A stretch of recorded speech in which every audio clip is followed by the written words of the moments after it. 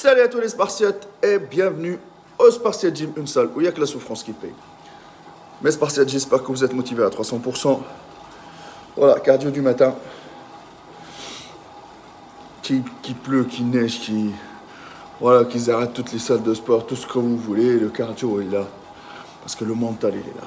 Quand le mental, il est là, votre corps, il suivra. Aujourd'hui, petite leçon surtout de mental, pour parler du passé de Maître Cal. Je ne suis pas venu par hasard. Et ce mental que vous voyez là, de passionné, de déterminé, de bosseur, d'acharné, d'accord, n'est pas venu par hasard.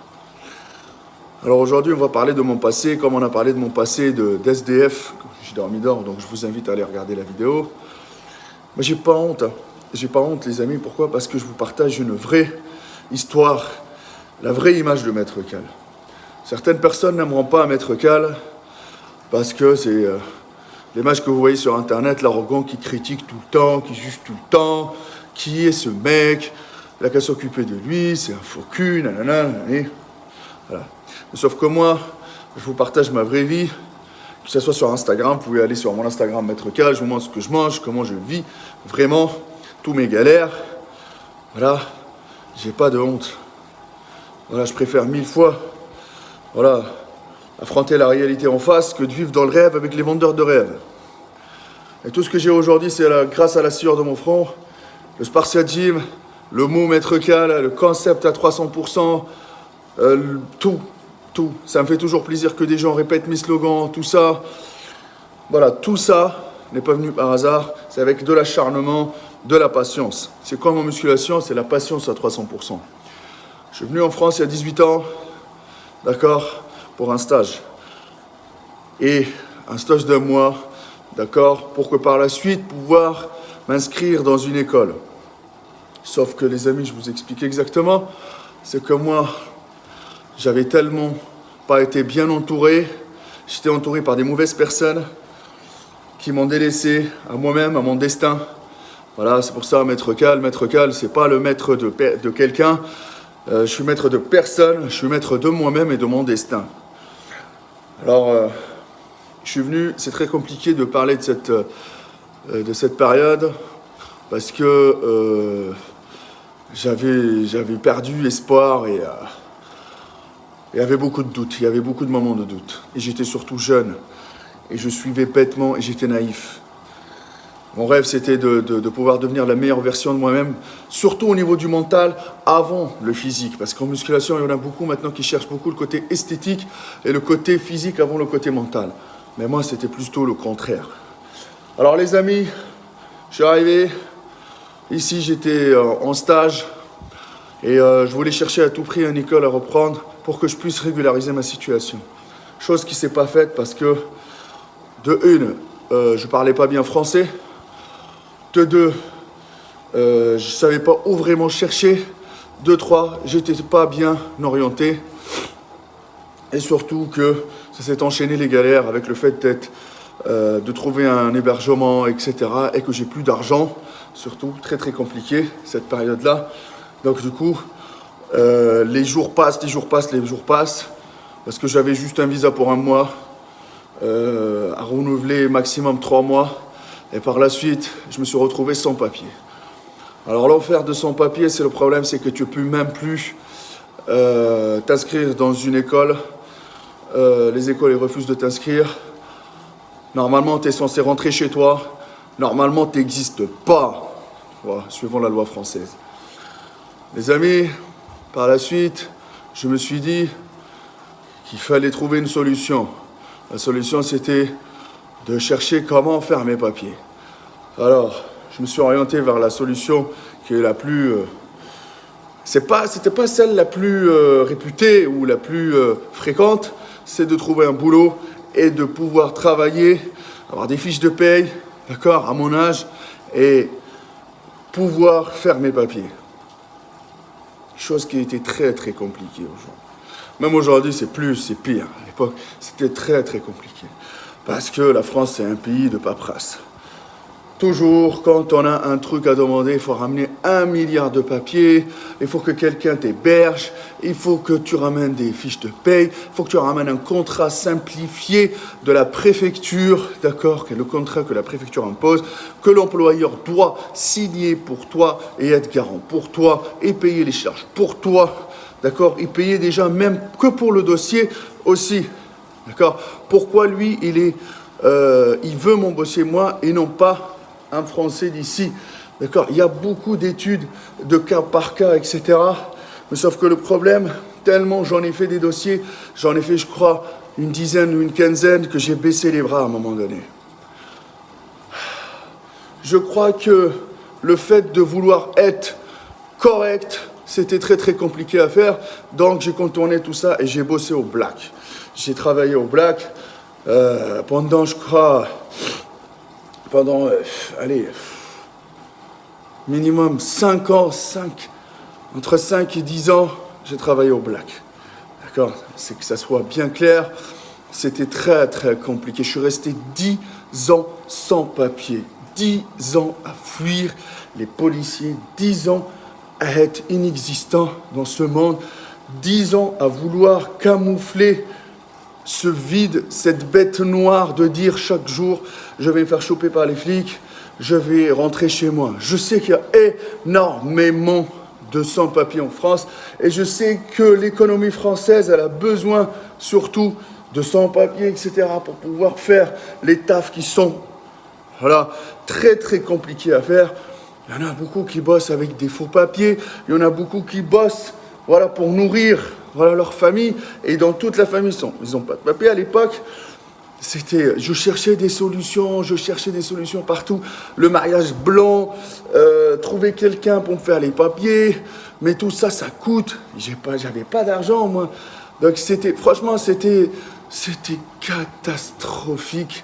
Et pour moi, ça me hantait. C'est le fait d'être SDF, le fait de ne pas avoir de papier. C'était des moments très, très douloureux. C'est de dire, mais... Et le fait de rentrer chez toi aussi, c'est de dire, putain, l'échec que tu as eu. Franchement, pour faire les papiers, même aujourd'hui, c'est devenu une mission. De prendre des rendez-vous à la préfecture, surtout avec le coronavirus, c'est devenu une mission. D'accord ? Et à un moment donné, j'ai appris à vivre avec ça. J'ai appris à vivre avec cette peur. J'ai appris à me dire, je suis comme tout le monde, mais sauf qu'il me manque juste ce papier-là pour pouvoir rentrer chez moi. Je suis resté 10 ans sans voir ma famille. 10 ans sans toucher le front de ma mère. Lui faire un bisou.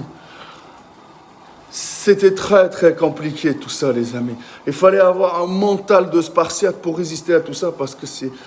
Waouh, je peux vous dire que c'est qu'il y a beaucoup de monde en France qui sont dans le même cas, mais force et honneur et courage, d'accord? Parce que un jour ça va se résoudre, mais waouh, il y en a qui sont venus en France, qui ont trouvé directement une femme, qui se sont mariés, des enfants, etc. J'ai pas eu cette chance-là. Peut-être j'étais trop exigeant, peut-être je suis pas tombé sur les bonnes personnes, d'accord? Je suis arrivé même à la mairie, les amis, je peux vous dire un truc. Une fois, j'avais voulu faire un mariage blanc, je me rappelle. Je suis arrivé à la mairie et j'avais dit non. On avait pris les rendez-vous, tout ça. Ma conscience, ma mère m'avait appelé la veille, elle m'avait dit mon fils, franchement, est-ce que tu fais le bon choix? Est-ce que ça va vraiment t'aider, ou est-ce que ça va vraiment par la suite te pourrir la vie, ou tu auras des conséquences derrière? Elle m'a mis le doute. Et une mère, quand elle a les doutes, ça c'est pas bon. Donc j'ai laissé tomber, les amis. Voilà. Donc il fallait trouver la solution, mais j'ai dit, je laisse le mektoub, je laisse le destin, ça va venir. Et je continue à travailler. Et j'en ai fait des trucs au black. J'ai travaillé, j'ai fait énorme. Videur dans les boîtes de nuit, plongeur, serveur, les huîtres et les moules. J'en ai fait gaver de boulot sans papier. D'accord? C'est pas une honte de dire ça. C'était la survie. ou la mort. D'accord? C'était ça. Il n'y avait pas, voilà. Pour m'en sortir, pour pouvoir m'en sortir, d'accord? Trouver un logement, pouvoir avoir un toit, d'accord? Et espérer un jour, d'accord? Et moi, je me rappelle, je vous le jure, je me rappelle, j'étais sans papier et que j'avais payé mes impôts. Et ça, si tu te dis, mais c'est quoi cette contradiction? C'est-à-dire que j'étais sans papier et je déclarais mes impôts et je payais mes impôts. Ça veut dire que tu bossais et tu déclarais tes impôts, mais tu n'avais pas de papier. D'accord? Même jusqu'à l'époque où mon fils est né, d'accord, de mère française, français, j'avais pas de papier. Et j'ai galéré pour les avoir, les papiers. Et j'ai galéré pour avoir ma carte de résident, d'accord? Mais le truc, c'est que, alhamdoulilah, c'est que on a réussi à faire tout ça.